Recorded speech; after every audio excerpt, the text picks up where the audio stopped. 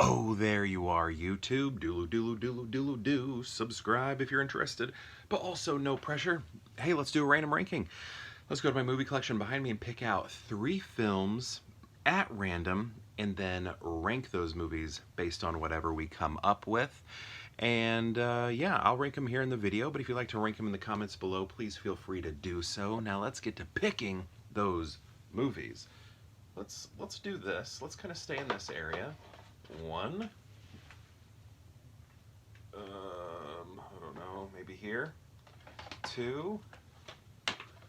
And then this area looks kind of full. Let's pull one from right here. Oh, that feels like a snapper. What do we got? All right. I haven't seen this one. All right, so I have to Return Hellfighters. I haven't watched it yet. That's what that means right there. I actually need to go through and finish that process because there's a lot of movies that I haven't put those little post-its on. All right, this works. Here we go. So first off, we start with Funny People. Funny People is a Judd Apatow movie. It's a very long movie. It's a comedy, but it's also a drama, but it's about comedians, which is really cool. I really like stand-up. I don't watch stand-up as much as I used to, but really like stand-up, and this is sort of about stand-up comedians. And well, I guess, you know, Adam Sandler's sort of playing a character like himself. Very established comedian, like makes movies and stuff like that. And then we have Seth Rogen. Here's a stand-up, but also comedy writer, and is writing jokes, or eventually gets to a point where he's writing jokes for Adam Sandler. But then things get really serious. Adam Sandler gets sick, and it looks like he may not make it. And then, you know, Seth Rogen's there to kind of be his pal and everything. But I don't know, kind of, and then it keeps going from there, because then we find out that, I don't know, maybe I shouldn't spoil it or anything, but it goes much further than that as well. That's not even, you would think that would just kind of be the story and then it would be over. Does he make it or does he not? But that kind of gets like resolved, I guess, a little bit, and then the movie just keeps going and going.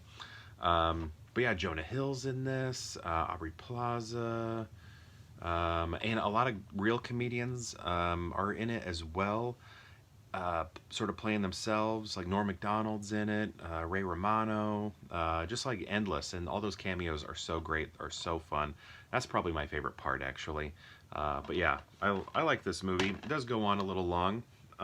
Also, gosh, what can I think of his name? You know, the Hulk, Nero in Star Trek, Eric Bana. He's in it as well, and he's really funny in it. And I didn't realize this, but Eric Bana was a comedian in, like I don't know if he did stand-up, but like he did comedy stuff in Australia before he came here. And then when he came here, he was like doing serious stuff. So we in America always knew Eric Bana as a serious, dramatic actor, having no clue that he was doing comedies and funny stuff, silly funny stuff in Australia beforehand. So that was interesting to learn later on, that he has great comedic chops, because that's kind of where, I don't know if it's where he got to start, but he has a lot of experience with it in Australia. All right, next we have Godzilla, and this is the one from the 90s, Roland Emmerich. I'm talking about people like Hank Azaria. I'm talking about people like Ferris Bueller, and who else is in it? You know, other people are in it too. We got fake Siskel and Ebert in this movie. We got that giant lizard right there. Look, you know, being controversial, because that's not what we think Godzilla looks like. I remember the promotion for this movie was huge. That's funny. Size does matter. I think, if I remember, that was like the slogan. Yep, right there. And I remember, yeah, just posters everywhere. And in Chicago, it was really cool because there were enormous posters, like the size of his foot. And I think they even said, "This is how big his foot is," or something like that. And I also remember my dad got a Godzilla like cup holder from Taco Bell or something, and I think he still has that to this day. That's cool. So yeah, Godzilla. My wife loves this movie. We used to watch this movie a lot. I'm sure we still would, but there was a time when I feel like this was kind of always on. It's a nice background movie, especially if it's raining. This movie, there's a lot of rain in it, so it kind of complements the weather outside if it's raining. Next, we have The Hitcher. Now, I feel like, I feel bad because I don't love this movie as much as other people. I really like the cover, though, I think. I think I like that cover. That's looking pretty good. Well, I don't know. Maybe I don't. I think I like the idea, the concept, and everything, but if you look at everything individually, it does look a little pieced together. Like some textures don't match and such. Um, I don't know. I don't know. It's good. I don't know. But yeah, this movie just never didn't really work for me that well, and I can't really remember why, but I remember watching it and being like, yeah, it's just not for me so much, and I always felt bad for it because I know so many people love it. But I don't know. That's where I stand on it, I guess. So how are we going to rank these? I think what I'm going to do, I think it's actually pretty easy for me. Sorry about the Hitcher being at the end there. But I'm gonna put Godzilla number one, just because I know it's like not good, but that's kind of what's fun about it.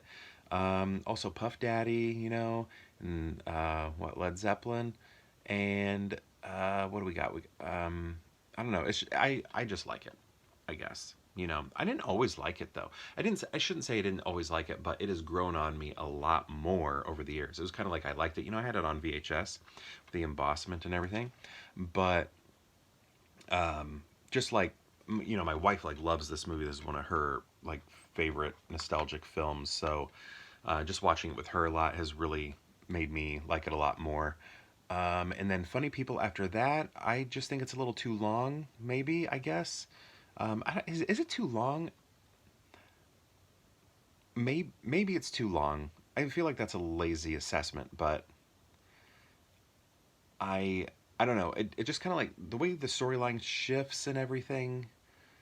You're kind of like, oh, okay. I guess you kind of feel like the movie's winding down, and then you realize it's just starting back up again.